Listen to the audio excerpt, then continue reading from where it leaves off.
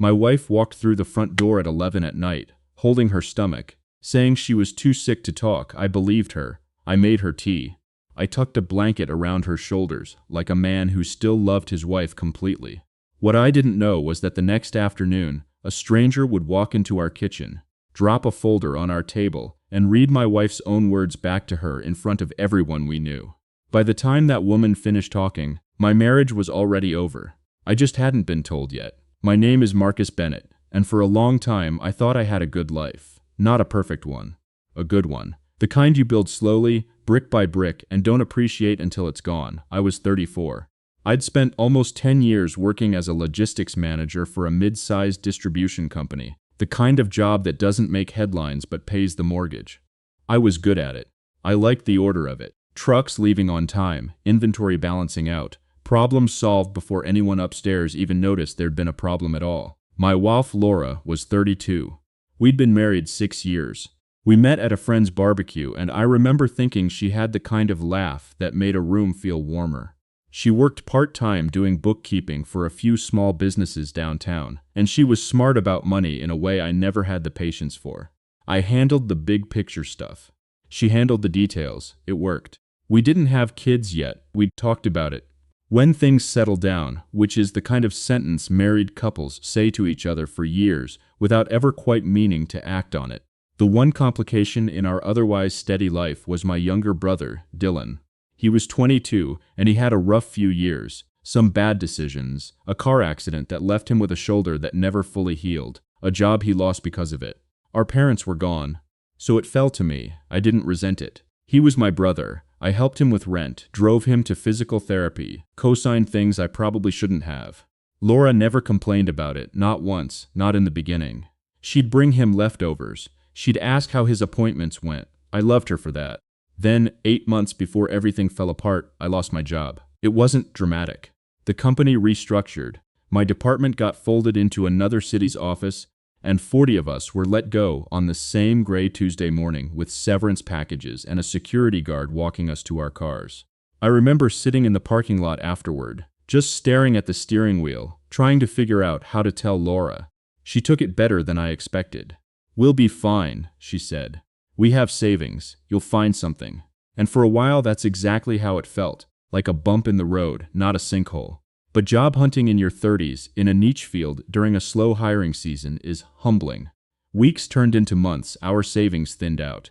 I started picking up odd jobs, moving furniture for a guy I knew, doing some freelance route planning consulting that paid almost nothing. I still drove Dylan to his appointments.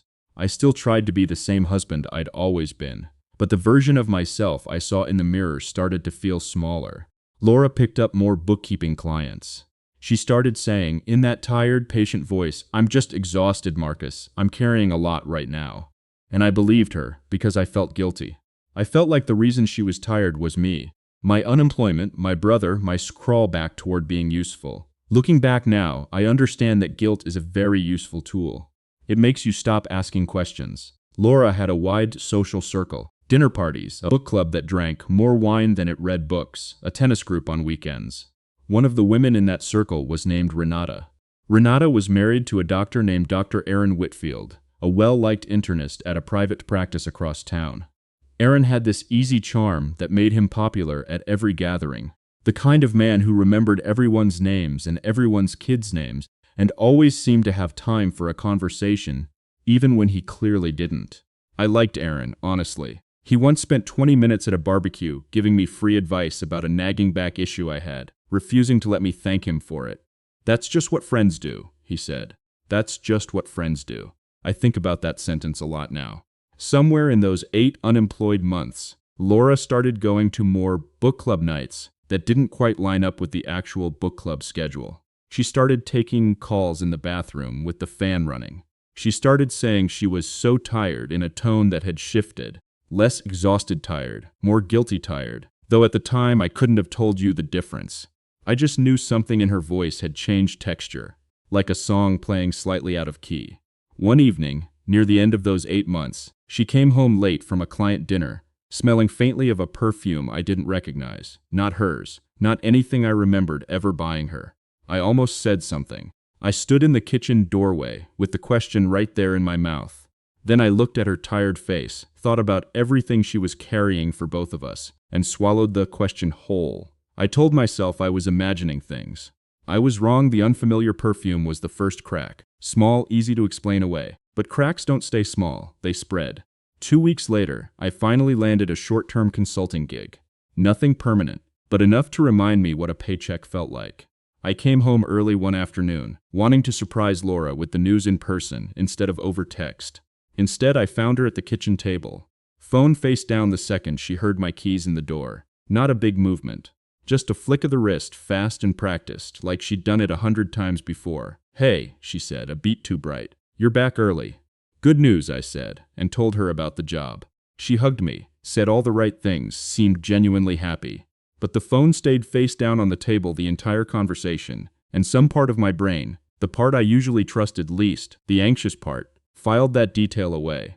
A few days after that, I noticed her phone had a passcode on it. It hadn't before. When I asked, almost joking, "Since when do you lock me out, Fort Knox?" she laughed it off. "Work stuff. Client information. You know how sensitive bookkeeping can be." It was a reasonable answer. I let it go. That's the thing about the early stage of finding out your marriage is falling apart. Every single piece of evidence has a reasonable answer. Late nights become client emergencies. A new interest in her appearance, highlights, a gym membership. New workout clothes becomes "I just want to feel like myself again after everything's been so hard." Distracted silences become "I'm just stressed, Marcus. Can you not read into everything?" Dylan noticed something before I let myself admit it out loud. He came over one Sunday for dinner, and afterward, while I was walking him to his car, he said carefully, "Is everything okay with you and Laura? Why do you ask?" He shrugged, uncomfortable. "She just seems somewhere else lately. Like she's not really here even when she's here." I brushed it off. "She's stressed. We're both stressed. It's been a hard year." But that night, lying awake next to Laura, listening to her breathe evenly beside me, I finally let the thought surface all the way. Something is wrong. The following week, Renata invited us to a small dinner at her and Aaron's place. 6 couples, nothing extravagant, just wine and pasta and the usual social circle chatter. Laura seemed unusually invested in the seating arrangement, gently steering us so that she ended up across the table from Aaron rather than beside him, which struck me as odd only in retrospect. At the time it looked like nothing, but I noticed things that night, small things. The way Aaron refilled Laura's wine glass without being asked. The exact amount she liked, no more, no less. A level of familiarity that felt oddly specific for 2 people who supposedly only saw each other at group functions. The way their eye contact lingered half a second longer than casual conversation required. Then both looked away at almost the same moment, like 2 people who'd rehearsed not looking at each other too long. Renata didn't seem to notice anything. She laughed easily that night, refilled everyone's plates, talked about a home renovation project with real enthusiasm. I remember thinking, with a strange pang of sympathy I didn't fully understand yet, that she seemed like a genuinely kind woman. On the drive home, I asked Laura, as casually as I could manage, "You and Aaron seem close." "We're friendly," she said. "Everyone's friendly with Aaron. That's just who he is. That's just what friends do." His words echoing back through her mouth. I let it go again. I always let it go. I was unemployed, or barely re-employed, dependent on her steady income more than I wanted to admit, taking care of a brother who needed me. And some cowardly part of me understood that pulling on this thread might unravel the only stable thing I had left. So I didn't pull. But 3 days later, Laura's phone buzzed on the counter while she was in the shower, and a notification banner appeared at the top of the screen. Just a name, no message content.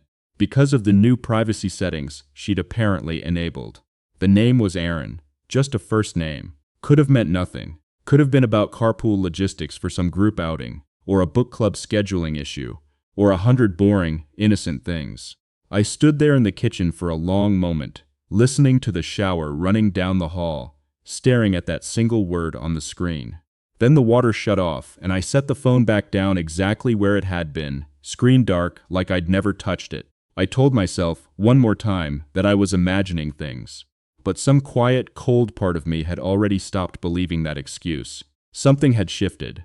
I just didn't have proof yet. And 3 weeks later, I would get more proof than I ever wanted. The night everything changed started like any other. Laura came home from what she said was a late dinner with Renata. Girls' night, she called it, and she looked pale, holding her stomach like she was about to be sick. I don't feel good, she said, brushing past me toward the bedroom. I think I ate something bad. I did what a hus does. I made her tea. I got her a cool cloth for her forehead. I sat on the edge of the bed and asked if she wanted me to call anyone, if she needed anything from the pharmacy. She waved me off, said she just needed to sleep it off, and turned toward the wall. I remember tucking the blanket around her shoulders and feeling, for one brief foolish moment, like a good husband taking care of his wife. I didn't know yet that the sickness in that room wasn't food poisoning. It was guilt wearing a stomachache as a disguise. Something about the night didn't sit right with me, though. Laura had said she was with Renata for girls' night, but Renata had texted our group chat earlier that same evening, asking if anyone wanted to join her for a movie, because Aaron was working a late shift. If Renata was inviting people to a movie alone, she hadn't been at dinner with Laura. I didn't confront her that night. I just lay there next to her, staring at the ceiling, running the timeline in my head over and over, looking for an explanation that made both things true. I couldn't find one. The next morning, Laura still claimed to feel unwell and said she was staying home from her morning client meetings. I went about my day like normal, dropped off some paperwork for my consulting gig, picked up Dylan for his physical therapy appointment, tried to keep my hands and my mind busy so I wouldn't spiral. That afternoon, everything came apart in a kitchen that wasn't even mine. I'd stopped by Renata and Aaron's place to return a serving dish Laura had borrowed weeks earlier. An errand Laura herself had asked me to run, since she said she still wasn't feeling well enough to leave the house. I figured I'd drop it off, exchange a few pleasant words, and be back in 15 minutes. Renata answered the door, and I knew immediately something was wrong. Her eyes were red. Her hands were shaking slightly as she took the dish from me. She didn't invite me in right away. She just stood there in the doorway for a moment, studying my face like she was trying to decide something. "Marcus," she finally said, "I think you should come inside." What followed still doesn't feel real when I try to describe it, even now. Renata sat me down at her kitchen table, and, without much preamble, opened a folder she'd apparently already prepared. Bank statements showing charges at a hotel across town, dated over the past several months. Message threads she'd found on Aaron's tablet. One he'd forgotten was still logged into their shared cloud account. Photos. Not anything explicit. She made a point of saying that, almost like she was trying to protect what little dignity remained in the room. But enough. More than enough. Messages between Aaron and a woman he'd saved in his phone under a fake contact name. A woman whose writing style, inside jokes, and scheduling patterns matched my wife's life with uncomfortable precision. Renata had confronted Aaron the night before. He'd admitted everything. And that sick late dinner Laura claimed to have had, the same she'd come home pale and clutching her stomach, lined up, hour for hour, with a hotel charge on Aaron's card. Renata's voice cracked as she said, "I'm so sorry to do this to you like this, but I couldn't let you keep not knowing. I know what that feels like." I don't remember exactly what I said back to her. I remember thanking her, oddly, on some automatic reflex. The way you thank a doctor for bad news because your manners keep functioning even when your whole world has just come apart. I remember driving home in total silence, no radio, hands steady on the wheel in a way that surprised me, given how unsteady everything inside my chest felt. I found Laura on the couch, wrapped in the same blanket I'd tucked around her the night before, watching something on TV like it was any other ordinary afternoon. She looked up and immediately saw something in my face. "Marcus? What's wrong?" I stood in the doorway for a long moment, the folder Renata had insisted I take sitting heavy in my hand behind my back. I could have exploded right there. I could have thrown the folder at her feet and demanded she explain every lie, every excuse. Every night she'd claimed to be exhausted from carrying our family while she was actually somewhere else entirely, carrying on with someone else's husband. Instead, something cold and quiet settled over me, a decision, forming almost without my permission. "Nothing," I said. "Just a long day." I walked past her, set the folder down in a drawer in my office where she'd never think to look, and told myself the same thing I'd tell myself for the next several weeks. Not yet. Not like this. Not until I know exactly what I'm going to do. Grief has stages, they say. I skipped most of them and went straight to something closer to strategy. I'm not a dramatic person. I never wanted a screaming match in our kitchen, never wanted to throw plates or say things in anger I couldn't take back. I wanted something better than that. I wanted the truth to come out in a way that Laura couldn't spin, couldn't soften, couldn't explain away with her practiced, patient voice. So for the next 3 weeks, I did something that took every ounce of self-control I had. I acted normal. I went to my consulting gig. I drove Dylan to his appointments. I made dinner some nights, let Laura make it on others. I let her keep saying she was so exhausted, let her keep her secret phone calls in the bathroom with the fan running, let her believe, completely, that I still had no idea what she'd been doing. Meanwhile, quietly, I built my case. I met with a divorce attorney, a sharp, no-nonsense woman named Patricia, who specialized in cases involving hidden assets and infidelity documentation. I brought her everything. The folder from Renata, copies I'd carefully made and stored somewhere Laura would never find, the timeline of dates and hotel charges and phone records. Patricia explained our state was a no-fault divorce state, which meant the affair itself wouldn't automatically entitle me to a better settlement, but it would matter enormously in one specific way. If Laura had used shared marital funds, including money that had helped cover Dylan's medical bills and our household expenses during my unemployment, to help fund an affair, that was significant, both legally and frankly in the court of public opinion within our social circle. Patricia and I built a simple, clean, entirely legal plan. Step 1. I would file for divorce quietly, through proper legal channels, with documentation already prepared, so Laura would have no room to rewrite the narrative or claim I was the one who'd been distant or difficult. Step 2. I would talk to Renata again, carefully, respectfully, not asking her to do anything she wasn't already inclined to do. Renata, it turned out, was done keeping Aaron's secret quiet too. She had her own plans, her own attorney, her own reckoning coming for her husband. We didn't scheme together in some dramatic, vindictive way. We simply agreed that neither of us owed our spouse's secrets any more protection. Step 3. The truth would come out at the one place Laura felt safest. In front of the social circle she performed her exhausted, long-suffering wife routine for. Not through some staged, cruel public confrontation I orchestrated. Just through the natural, unstoppable momentum of two betrayed spouses, finally being honest at the same time, in the same room, because they no longer had any reason to hide it. There was an upcoming dinner, the book club's spring gathering, hosted that year at our house, of all places, since it had been our turn on the rotation for months. Laura had been looking forward to it, excited to show off the house, to play hostess, to be admired by the same friends she'd been lying to for months. I let her plan it. I let her pick the menu, choose the wine, iron the tablecloth. I even helped her set up chairs the morning of, carrying on entirely normal conversation, while inside I felt like a man standing at the edge of something enormous, waiting for the exact right moment to step off. Renata called me the night before the dinner. "Are you sure you're ready for this?" she asked. "I've never been more ready for anything," I told her, and I meant it. That morning, I finalized the last piece of the plan with Patricia.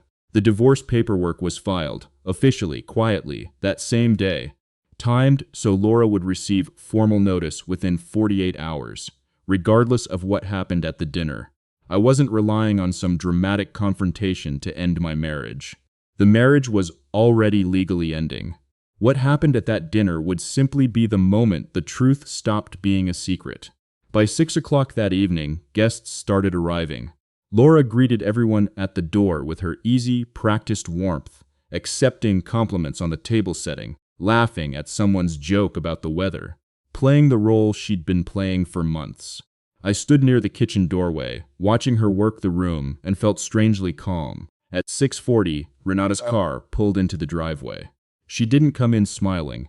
Renata walked through our front door, holding a folder identical to the one she'd handed me weeks earlier. Except this one had a few new additions, because she'd kept digging, kept documenting, kept building her own version of the same case I'd built. The room went quiet almost immediately.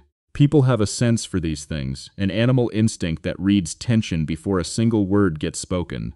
Conversations died mid-sentence. Someone set down a wine glass a little too carefully. Laura's smile faltered the second she saw Renata's face. "Renata? Is everything okay?" "No," Renata said, her voice steady in a way that must have taken enormous effort. "It's really not."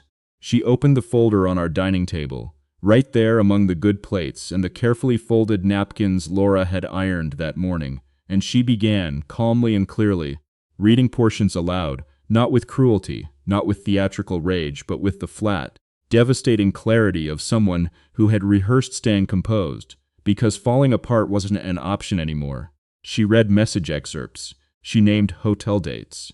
She read them aloud in front of every person Laura had spent months performing exhaustion and devotion for. I watched my wife's face drain of color in real time. I watched her mouth open, searching for some explanation, some reframing, some version of events that could survive this room. Nothing came out. There was nothing that could. "Laura," Renata said, closing the folder, "I want you to know something. I'm not here to humiliate you for fun. I'm here because I spent 8 months thinking I was a bad wife for not being enough for my husband. I spent 8 months blaming myself for something that was never mine to fix. And I refuse to let you spend one more day pretending you didn't do this." She turned to me then. "I'm sorry, Marcus. You deserved better than finding out the way you did. I hope you know that." I nodded, and for the first time all evening I spoke. "I already knew," I said quietly, to the room, to Laura, to all of it. "I've known for 3 weeks. The divorce papers were filed yesterday. You'll be served this week." The silence that followed was the loudest thing I've ever heard. Laura tried, weakly, to salvage something, an apology aimed more at the room than at me, a half-formed excuse about stress and exhaustion and feeling invisible during my unemployment. But nobody in that room was interested in absolving her. Several guests quietly excused themselves. One woman, a longtime friend of Laura's, simply picked up her purse and left without a word, which somehow said more than any speech could have. The divorce proceedings that followed were, by design, clean and unremarkable. Patricia had built the case well enough that Laura's attorney advised her not to contest much of anything. I didn't ask for cruelty in the settlement. I asked for fairness, an even split of what we'd built together, and full acknowledgement, on paper, of the funds she'd diverted during the affair. It wasn't about punishing her financially. It was about the truth being written down somewhere permanent, somewhere she couldn't later revise. Socially, Laura's world contracted fast. The book club quietly stopped inviting her. Renata's own marriage ended not long after, and though she and Aaron's split was its own painful story, Renata and I remained friendly for years afterward. Two people who'd stumbled into each other's worst moment and come out the other side with an odd, respectful bond. Laura, for a while, tried to control the narrative anyway. At a few gatherings I heard about secondhand, she told people I'd lost everything after losing my job, that she'd simply moved on from a marriage that wasn't working. It stung, hearing that. But I let it go, because I understood something by then. People who need to rewrite the story out loud are usually the ones who know, quietly, that the real story doesn't favor them. I used that unemployed stretch, the one Laura liked to frame as my lowest point, as the foundation for something else entirely. The consulting work I'd picked up during those hard months connected me with people in the medical equipment industry. I found I had a knack for it, understanding both the logistics side and the client relationships. Within 2 years, I'd built a small but genuinely successful sales operation of my own. Within 4, I'd expanded it into a regional distributor with a dozen employees. Dylan, whose shoulder had finally healed enough for him to work steady hours, came on as my operations manager, and watching him thrive alongside me became one of the great quiet joys of that whole difficult chapter. 5 years after the divorce, Laura reached out. Her second relationship, the one she'd moved into not long after our split, had collapsed under its own weight. Business troubles, mounting debts, and, from what I later learned, a habit of her own that hadn't changed at all. She asked to meet for coffee, said she wanted to talk things through, said she'd been doing a lot of reflecting. I agreed to meet her, mostly out of curiosity, and maybe a little bit of closure I didn't know I still needed. She looked tired in a way that had nothing to do with exhaustion from carrying a family. She talked about wanting to try again, about how much she'd changed, about how sorry she was for everything. I listened. I even, for a brief and uncomfortable moment, considered that people can genuinely change. Then, 3 weeks into carefully, hesitantly reconnecting, I discovered she was still in contact with another man the entire time. Texts I only found because she'd left her phone unlocked on my kitchen counter one evening, an old habit of carelessness that apparently never left her. Old patterns don't vanish just because the person wearing them says they've changed. I didn't yell. I didn't need to. I simply invited her to my office the following week. My real office, in the building I owned, with my name on the door and a staff of people who respected me. I showed her the operation I'd built from the wreckage of the year she'd walked out on. I let her see, without a single word of gloating, exactly what I'd become while she'd been busy telling people I'd lost everything. She didn't say much. What was there to say? Her other boyfriend found out about the texts not long after. Apparently, she hadn't been especially careful with either of us. And he left too, for good this time. The last I heard, Laura was living alone, working a job well below what she used to earn, still telling anyone who'd listen some version of a story where she was the one who'd been wronged. But the people who mattered to her, Renata, the old friends, even her own family, from what I understand, had long since stopped believing that version. As for me, I built a life I'm proud of. A business. A close relationship with my brother. A quiet kind of peace I didn't think I'd find again after that night she came home clutching her stomach, claiming to be sick. She was sick, in a way. Just not with anything a cup of tea could fix. Sometimes the most satisfying ending isn't watching someone get destroyed. It's watching them finally receive the bill for everything they broke, and realizing there's no one left willing to pay it for them. That's all for today on Cheating Lady Files. Like, subscribe, and tell me in the comments, would you have walked away this calmly?